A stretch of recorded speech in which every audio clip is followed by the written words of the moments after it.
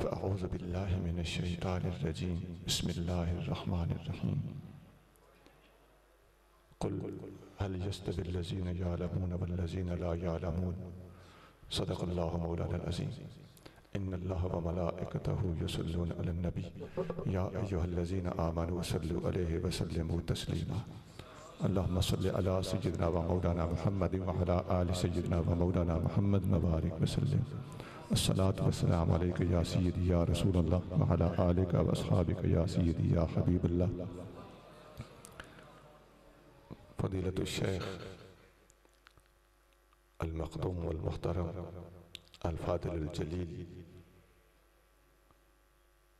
मुहतरमुल मक़ाम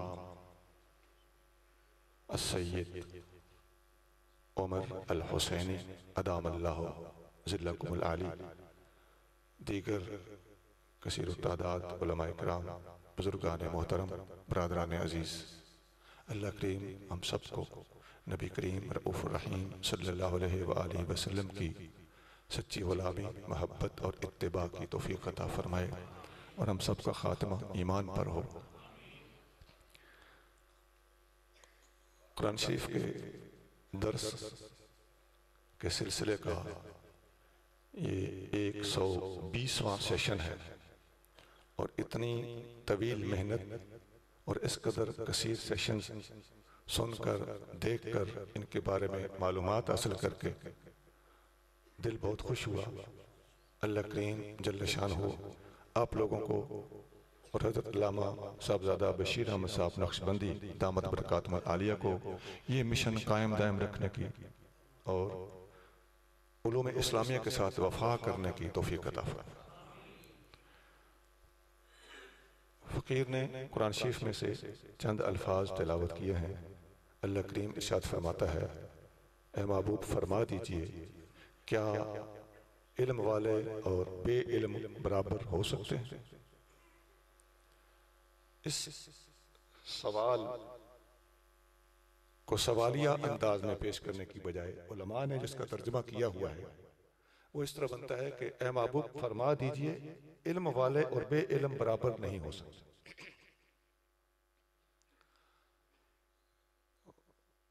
सबसे पहली गुजारिश तो यह है कि इल्म की तारीफ हम जान लें कि इल्म होता क्या है। उलमा ने इल्म की तारीफ ये लिखी है, अल इल्मु नूरुन फी क़ल्बिल मुमिन, इल्म एक नूर होता है जो मोमिन के कल्ब में होता है। यतफज्जरु मिन मसाबिह मिशकातिन नबुव्वत, जो नबुव्वत के फानूस के चिरागों से छन छन के निकलता है। मिन अक़वालिल मुहम्मदिय्यत व अफ़आलिल अहमदिय्यत व अहवालिल महमूदिय्यत, इस इल्म का ताल्लुक मोहम्मदी अक़वाल से होता है, अहमदी अफ़आल से होता है और महमूदी अहवाल से होता है। जरा फर्क देखते जाएं किस कदर हुस्न के साथ उलमा ने अल्फाज परोए हैं। मोहम्मदी अक़वाल, अहमदी अफ़आल और महमूदी अहवाल। युहतदा बिही इलल्लाहि तआला व सिफ़ातिही व अहकामिही, इस इल्म के जरिए से, इल्म वो है जो नबुव्वत के फानूस से तुम्हें अता हो और ये इल्म उस वक्त इल्म कहलाएगा कि इसके जरिए से तुम्हें अल्लाह की जात तक रसाई हासिल होती हो, अल्लाह की सिफात की मार्फत हासिल होती हो या अल्लाह ताला के अफ़आल का पता चलता हो।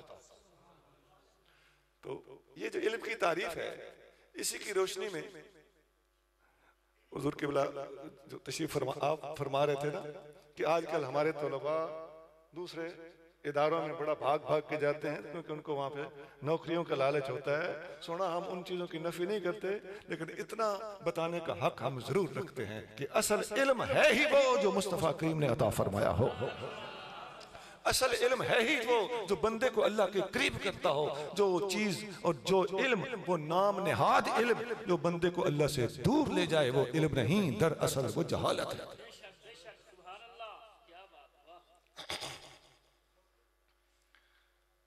लोगों ने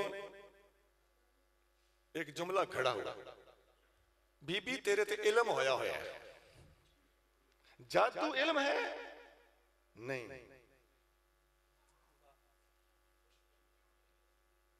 जादू इल्म नहीं होता।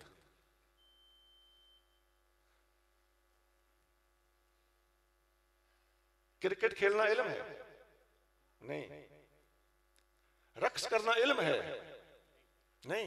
मुख्तलिफ बोलियां सीख लेना इल्म है? नहीं। अबू जहल अरबी टैटो टैट बोलता था। अंग्रेजी सीख लेना इल्म है?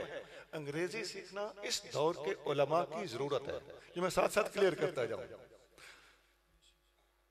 सोना, इस दौर में हमारे पाकिस्तानी उलमा को उर्दू, अंग्रेजी और अरबी तीनों जुबानें कम अज कम आनी चाहिए। मैं ये बात नहीं कह रहा कि किसी इल्म का सीखना मना है, मैं कह रहा हूं कि असल इल्म क्या है। इल्म वो है जो रब रसूल ने दिया हो, और इल्म वो है जो रब रसूल तक पहुंचाता।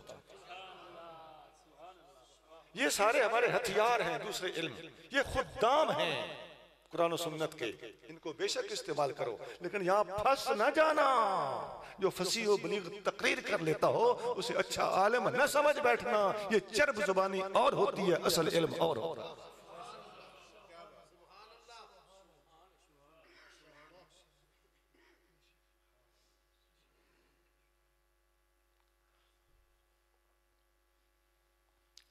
मुतशद्दिक होना और बात है, मुंह फट होना और बात है, बातें बना लेना और बात है, उलमा पर कीचड़ उछाल लेना और बात है, लेकिन अंदर से आलिम होना ये अल्लाह की नेमत होती है, जिसे चाहता है अता करता है।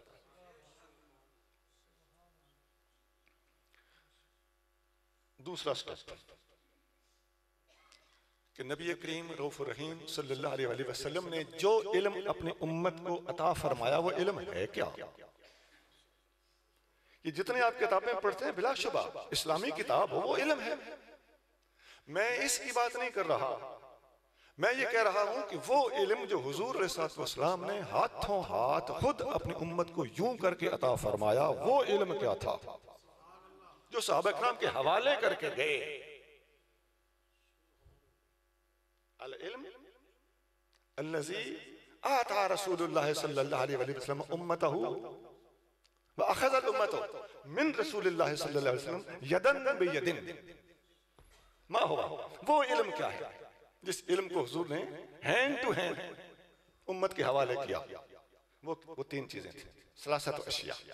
कुरान, कोई इनकार कर सकता है कि कुरान हुजूर ने उम्मत को हैंड टू हैंड दिया है? नंबर 2 हदीस, कोई शक नहीं, हुजूर ने खुद इरशाद फरमाई, सहाबा ने अपने कानों से सुनी और अपने दिल में उतारी।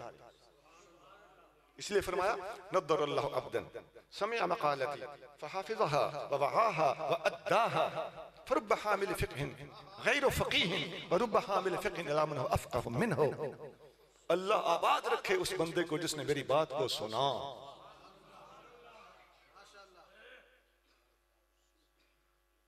नज़रल्लाहु अब्दन समिअ मक़ालती फहाफ़िज़हा व वआहा व अद्दाहा। 3 स्टेप हैं जी। सुना, फिर उसे याद किया, फिर उसे याद रखा।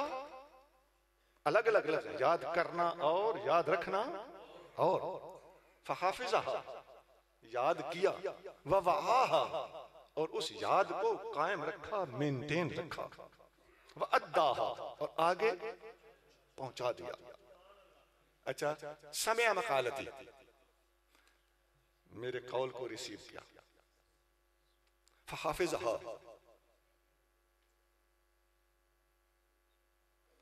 उसे फीड किया,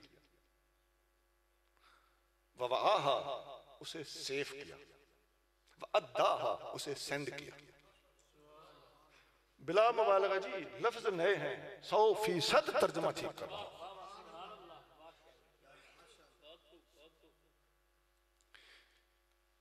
तो एक कुरान अता फरमाया और दूसरे नंबर पर सुन्नत और हदीस अता फरमाई, और तीसरे नंबर पर जो अता फरमाया जो सहाबा किराम ने खुद अपनी आंखों से देखा, मुशाहदा किया, वो है नबी करीम रऊफ रहीम सल्लल्लाहु अलैहि वसल्लम के ग़ज़वात। ये 3 बुनियादी चीजें हैं जो सहाबा किराम ने नबी करीम सल्लल्लाहु अलैहि वसल्लम से आमने सामने हासिल की। आगे इनकी तशरीहात हैं, फिक़्ह इन्हीं से माखूज है। बाकी और उलूम हम जैसे अजमी लोगों के लिए हमें सर्फ ना पढ़ना पड़ती है, ये खुदामुल इल्म है। ये आका सल्लल्लाहु अलैहि वसल्लम ने खुद अपनी उम्मत को हैंड टू हैंड सर्फ ना बताने की, ये उलमा की मेहनत है, ये फारूक आजम की मेहनत है, अली मुर्तज़ा की मेहनत है। नहव के बानी ये दो हैं, सबसे पहले फारूक आजम तफसीर कुर्तुबी, उसके बाद अली मुर्तज़ा रज़ियल्लाहु तआला अन्हु तारीख़ुल खुलफ़ा वगैरह बाहवाला ये चीजें मिलती हैं। लेकिन बुनियादी चीजें वो तीन ही हैं, कुरान, हदीस और मगाज़ी। अच्छा, एक बात और भी, इन तीन चीजों में सबसे चोटी पे आता है कुरान शरीफ। अगर आप तवज्जो फरमाएं, जो मिशन आप लेके चल रहे हैं, मैं इसकी तस्दीक को तायद करते हुए ये बात करने लगा हूं कि ये जो तीनों चीजें मैंने बताई हैं, कुरान, हदीस और मगाज़ी, आप सिर्फ कुरान पढ़ें, अहले सुन्नत के तरीके पर पढ़ें और पढ़ाएं, तो आपको कुरान की आयतों के तहत नबी पाक अलैहिस्सलातु वस्सलाम की हदीसें खुद ब खुद मिल जाएंगी।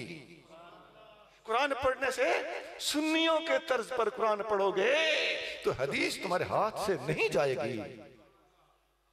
सहाबा के अक़वाल, ताबईन के अक़वाल, जो तफासिर मासूर तरीके से लिखी गई हैं, जैसे इब्ने अबी हातिम है, इब्ने जरीर है, तफसीर बग़वी है, इब्ने कसीर है, ये अहादीस और आसार की रोशनी में लिखी गई हमारी बुनियादी किताबों में शुमार होती हैं।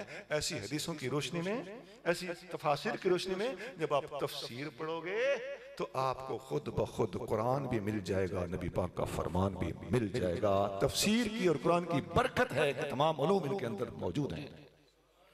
अब आगे मगाज़ी, वो भी कुरान के अंदर है। सोना 7 जंगों का जिक्र, सूरत जो जंगे बदर है उसका तज़किरा बाकायदा नाम लेकर कुरान के अंदर मौजूद है। वलक़द नसरकुमुल्लाहु बिबदरिन व अंतुम अज़िल्ला, अल्लाह ने तुम्हारी बदर में मदद की थी जबकि आप लोग निस्बतन या अपने तौर पर अल्लाह के सामने आप कमजोर थे, लेकिन अल्लाह ने मदद करके तुम्हें तगड़ा बना दिया। अल्लाह ने मदद कर दी। जंग ओहद का जिक्र कुरान में है, इज़ गदौत मिन अहलिका तुबव्विअल मुमिनीन, कुरान की आयत है। जंग खंदक, जिसको जंग अहज़ाब कहते हैं, सूरत अहज़ाब पूरी इस पर मौजूद है कुरान के अंदर। सुलह हुदैबिया का वाक़या पूरा सूरत फतह के अंदर मौजूद है। और बैत रिज़वान जदुल्लाह फौक़ ऐदीहिम पूरी कुरान के अंदर मौजूद है। और ग़ज़वा हुनैन पूरा नाम लेकर कुरान के अंदर मौजूद है। ग़ज़वा खैबर, सूरत हशर पूरी पढ़ लो, उसमें गालिब है ही सूरत हशर के अंदर ग़ज़वा खैबर मौजूद है। अज़ीज़ गिरामी, जब आप कुरान शरीफ पढ़ोगे ना तो ऑटोमेटिकली आपको इन ग़ज़वात को भी पढ़ना पड़ेगा, इन ग़ज़वात के तहत आने वाली हदीसों को भी पढ़ना पड़ेगा, और सहाबा इकराम की शान मकामात और जंगी कारनामे और सहाबा इकराम रिज़वान के हुज़ूर सल्लल्लाहु अलैहि वसल्लम के ऊपर अपनी जान निछावर करने के कारनामे सारे के सारे पढ़ने को मिल जाएंगे। हमारे उलमा ने अपनी किताबों में लिखा है कि सहाबा इकराम और ताबईन लोगों को तलकीन करते थे, लोगों ग़ज़वात को जरूर पढ़ना, सहाबा इकराम के हालात को दरसों में शामिल करना, ये तुम्हारे आबाओ अजदाद का विरसा है।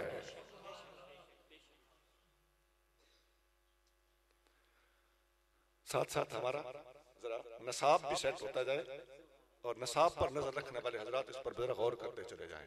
अगर हम सहाबा इकराम के हालात अपने आबाओ अजदाद के तर्ज पर पढ़ते पढ़ाते होते या इनको नसाबों में शामिल किया होता तो और आज हर सहाबी नबी के नारे हमें न लगाना पड़ते। खुदा की कसम, ग़ज़वात आप पढ़ें, एक एक सहाबी की आप बात पढ़ें, आपके रोंगटे खड़े हो जाएंगे, किस किस ने हुजूर पर कैसे कैसे जान कुर्बान की। मैं बताऊं, आप घूम जाएंगे।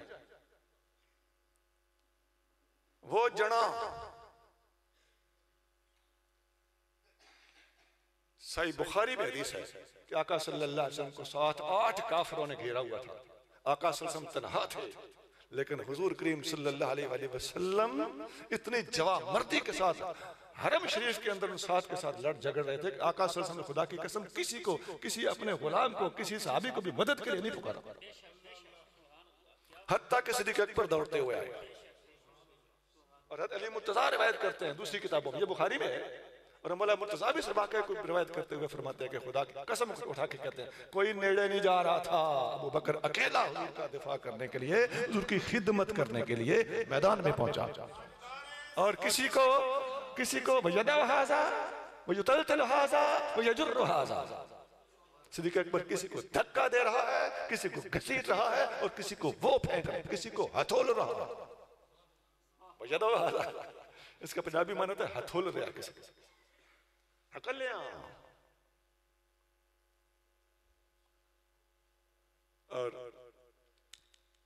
जंग खैबर में अरशा के नीचे मुर्तज़ा करीम रज़ियल्लाहु तआला अन्हु खुद रिवायत करते हैं कि ये जिम्मेदारी के हुजूर के सर का पहरा कौन देगा।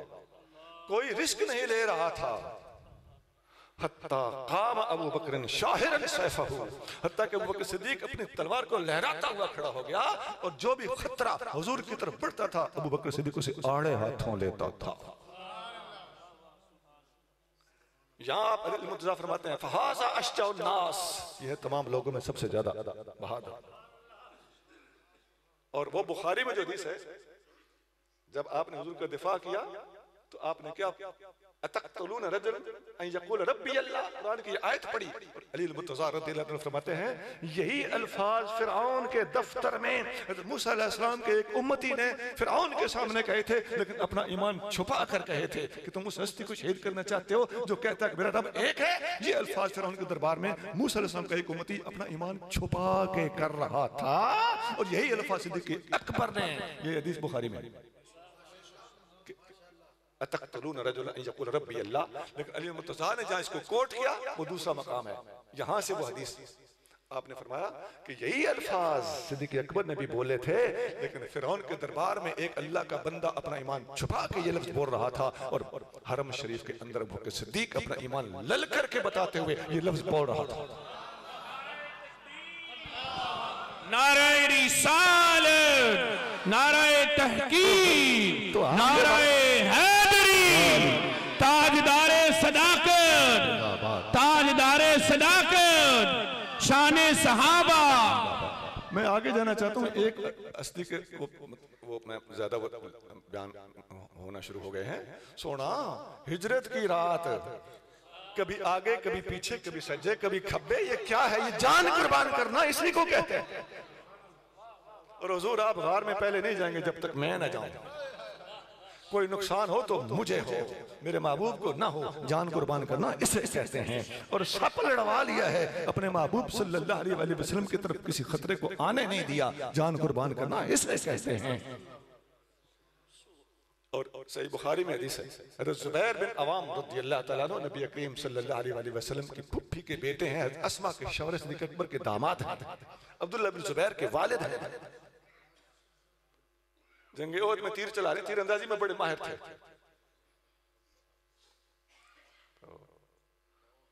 हुजूर ने ऐसे ऊपर देखना चाहा कि तीर कहाँ लग रहे हैं और कैसे लग रहे हैं।